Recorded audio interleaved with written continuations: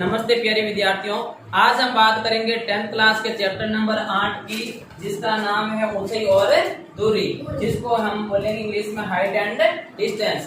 तो प्यारे विद्यार्थियों, इस चैप्टर से पहले आपको चैप्टर नंबर 6 और 7 के बारे में जानकारी होना अति आवश्यक है, जिसके अंदर आपको त्रिकोणमितीय जो सर्वसमीकरण है वो क्यों लगती है, किस में लगती है, वो आपको पता होना चाहिए। तो सबसे पहले मैं थोड़ा और रिपीट कर देता हूँ। यहाँ देखिए, सबसे पहले आपको ध्यान में रखना है कि जो त्रिकोणमितीय सर्वसमीकरण है और जहाँ पे ऊंचाई और डिस्टेंस निकालेंगे तो वहां पर त्रिभुज कौन सा काम आएगा, समकोण त्रिभुज। कौन सा त्रिभुज?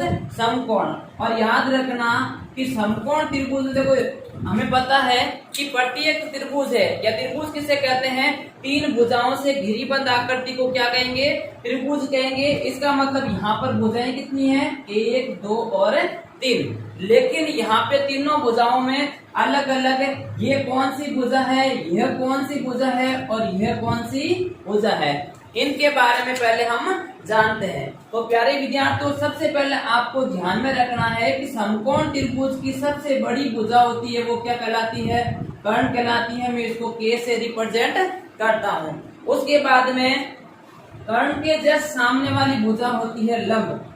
कौन सी होती है? लंब, जिसको मैं L से रिप्रेजेंट करता हूँ। और जैसे हम मकान बनाते हैं तो नींव रखते हैं, यानी कि आधार रखते हैं, तो नीचे वाली भुजा हो जाएगी हमारी आधार, जिसको मैं A से रिप्रेजेंट करता हूँ। तो यहाँ पे मैं आपको एक छोटी सी ट्रिक बताऊं किस प्रकार से फॉर्मूले आपको यूज करने हैं। तो ट्रिक क्या है, LAL इन लाल बटक का। हमें पता है कि त्रिकोणमितीय अनुपात 6 प्रकार के होते हैं, यानी नंबर 1 होता है साइन थीटा। तो भुजाओं के अनुपात के आधार पर साइन थीटा का फॉर्मूला क्या होगा, तो यहाँ पर पहला जो फॉर्मूला बनेगा L/K। क्या बनेगा? L/K, जिसको हम L को मतलब लंब और K का मतलब क्या होगा, कर्ण।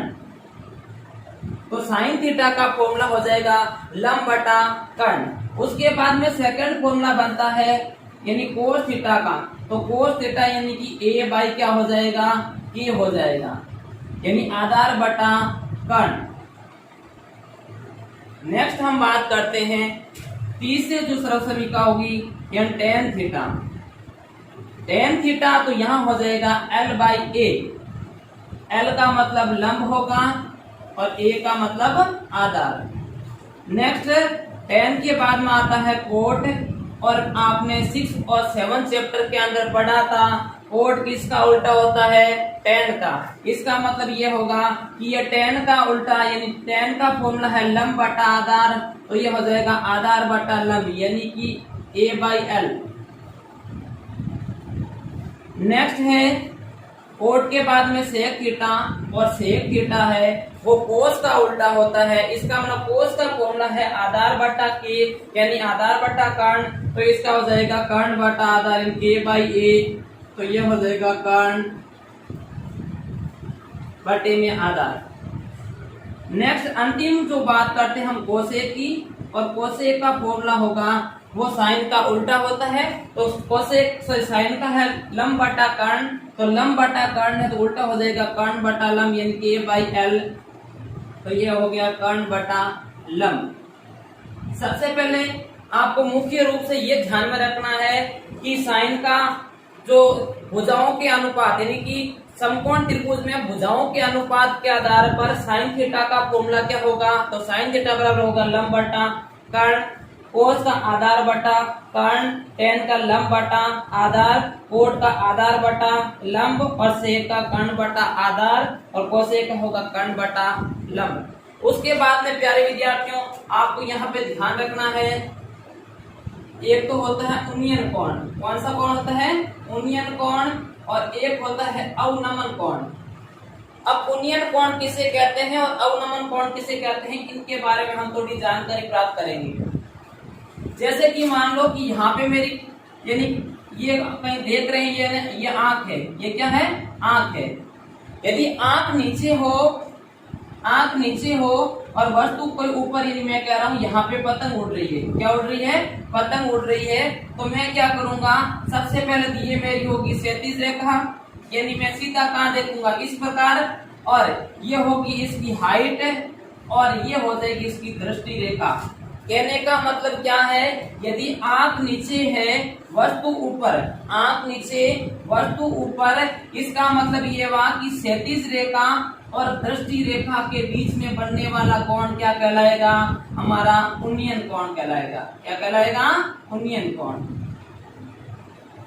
वापिस समझिए, यदि आंख नीचे वस्तु ऊपर, आंख नीचे वस्तु ऊपर, तब आंख और वस्तु को मिलाने वाली रेखा कहलाती है दृष्टि रेखा, और आंख जो सीधी देख रही है वो होती है क्षैतिज रेखा। तो क्षैतिज रेखा और दृष्टि रेखा के बीच में बढ़ने वाला कोण कौन सा कहलाएगा, उन्नयन कोण। कहने का मतलब यहाँ परिभाषा लिखना चाहो तो लिख लेना, यदि आंख नीचे व वस्तु ऊपर हो तो दृष्टि रेखा तथा क्षैतिज रेखा के मध्य, दृष्टि रेखा तथा क्षैतिज रेखा के मध्य बना कोण क्या कहलाता हमारा, उन्नयन कोण। जैसे कि यहाँ मैं खड़ा हूँ और ऊपर पंखा चल रहा है, तो मैं देखो आंख मेरी नीचे है, पंखा ऊपर है, इसका मतलब यहाँ पर कौन सा कोण बनेगा, उन्नयन कोण। नेक्स्ट बात करते हैं हम अवनमन कोण की।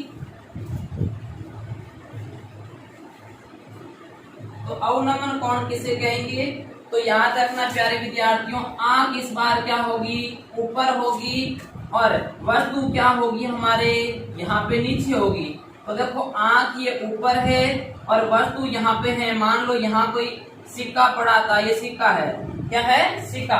तो इस सिक्के को ये मान लो कोई आपके भवन है, भवन के ऊपर आप खड़े हो, यहाँ से इस सिक्के को देख रहे हो, तो वस्तु नीचे और सिक्का वस्तु नीचे और आंख ऊपर है, उस समय यह होगी क्षैतिज रेखा। तो क्षैतिज रेखा और दृष्टि रेखा के बीच में बढ़ने वाला कोण क्या कहलाएगा, अवनमन कोण। तो यहाँ पे हो जाएगा, यदि वस्तु नीचे तथा कोण, यदि वस्तु नीचे तथा आंख ऊपर हो तो दृष्टि रेखा